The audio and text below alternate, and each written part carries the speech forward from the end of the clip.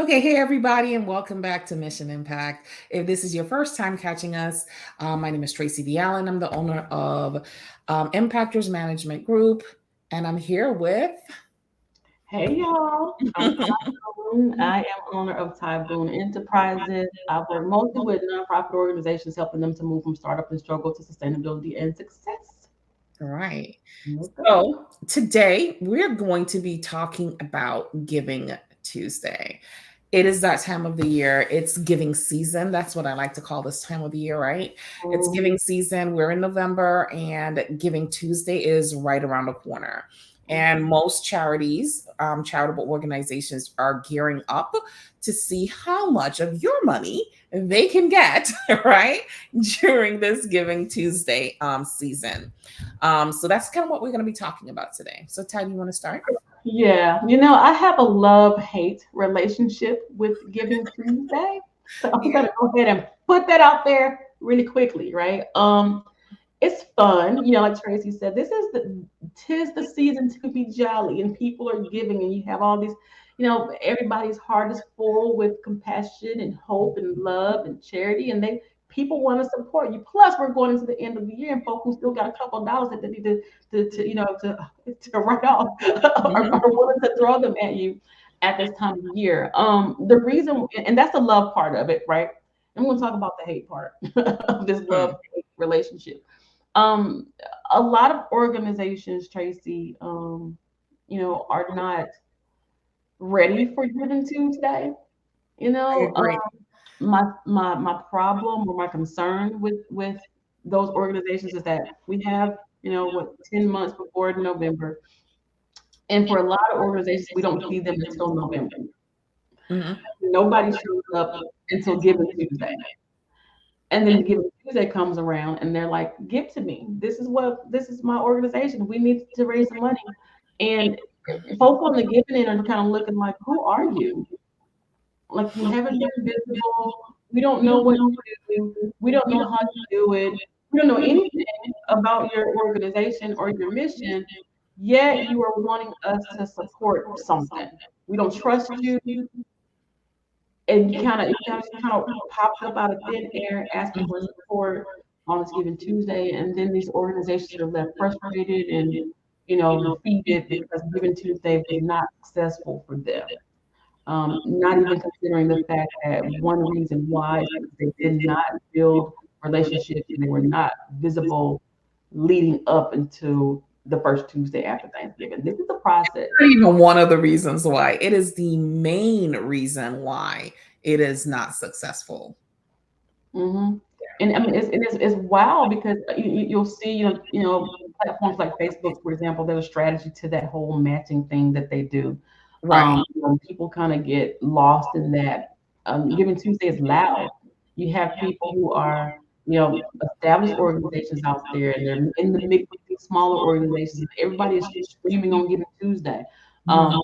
So, what I advise a lot of folks to do, especially if they're not ready, use Giving Tuesday as an opportunity to get visible. So you don't just kind of dismiss the day because it's something that you can take advantage of, right? Mhm. But use this as your time, especially if you've not been visible today, to get visible, to start telling your story, to let people know what it is you're doing, so that you can start creating this springboard into next year, from the day of Giving Tuesday.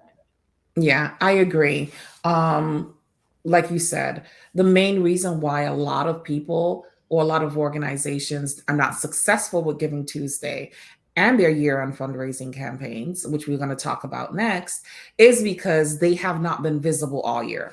People don't know who they are. You can't come out and make a lot of noise a week before, 2 weeks before, or the month of Giving Tuesday and expect to get a return on your investment.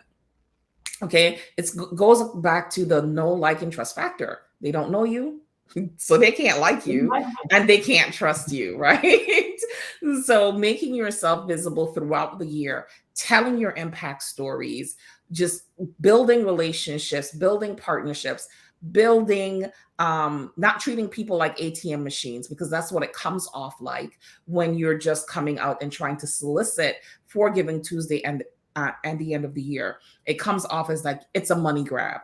And people don't like that. They don't like to be discarded. Like I like to tell people a lot, it's a heartstrings to purse strings. You have to tug at people's heartstrings for them to open their purse strings for you, right? So if they don't know, like, and trust you, they will never open their purse strings. And there are, like you said, a lot of noise going on during this time of year. The big organizations, the mid-sized organizations, and the small ones that are just starting or trying to, get their bearings in. Everybody is bombarding those people who they see as potential donors with all of their campaigns. You're only going to be able to stand out from the crowd if you've been positioning yourself to stand out from the crowd. That's just how it works. So Okay. if you have been sleeping on your organization all year, you haven't been doing your email campaigns, you haven't been networking, right? Because that's still important.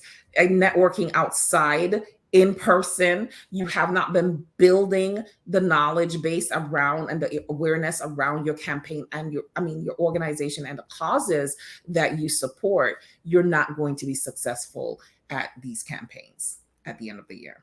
Mm-hmm. That's it. And Yeah. not to be the bearer of bad news, right? Because everybody wants to do this, but it's a process, like everything. And there's no overnight magical potions for Giving Tuesday, even, right? The organizations that are most highly supported are those that have been showing up all year. Yeah. Those who people know, like, and trust. Those who have, been visible. Those who, are, when you're in your community, not just social media. And sometimes we kind of stick to social media because we're Yeah. like behind the computer or whatever, hide behind our phones. But you know, out in your community, when people know your organization and know the work that you're doing, it's not hard for them to support you. Hmm.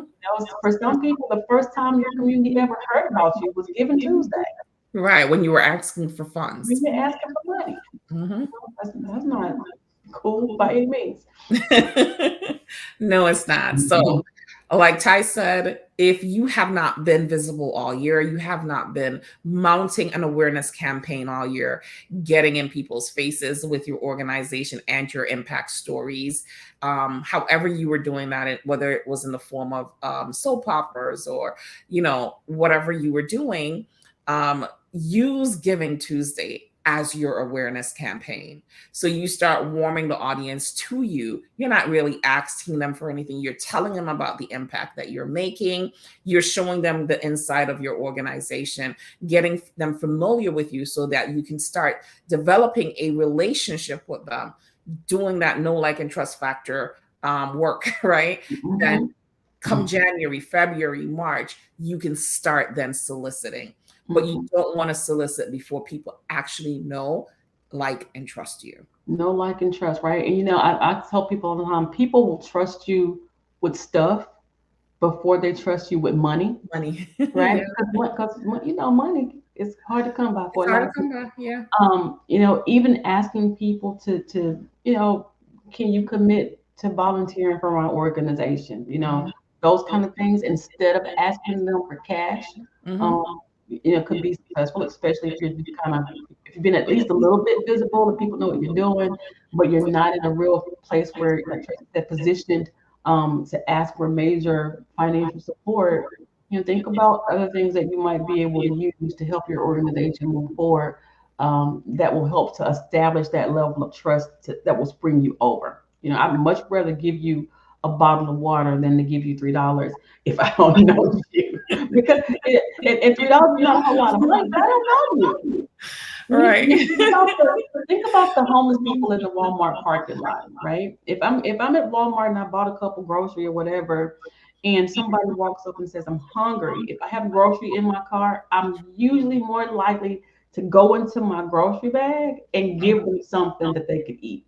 Right? Mhm. That's what usually happens, unless I'm Mhm. just having some other kind of day. But usually, if they say I'm hungry, I'm thirsty, I'm gonna pull out the water. I'm gonna pull out some bread. I'm like, okay, well, let me go in here and get you something to eat or whatever, because I Mhm. don't know you. I don't know you enough to even try to like you. So I definitely Right. don't trust you. And Mhm. trusting you with my money when I gotta go across the street to the gas station to get some gas, I'd rather give you some stuff Yeah. right now. Right. So that kind of wraps it up for Giving Tuesday. If you have any questions, any comments, things, strategies that you've used that you want us to, give you some feedback on, make sure to drop your comments in the comment section below. All right, until next time. Bye.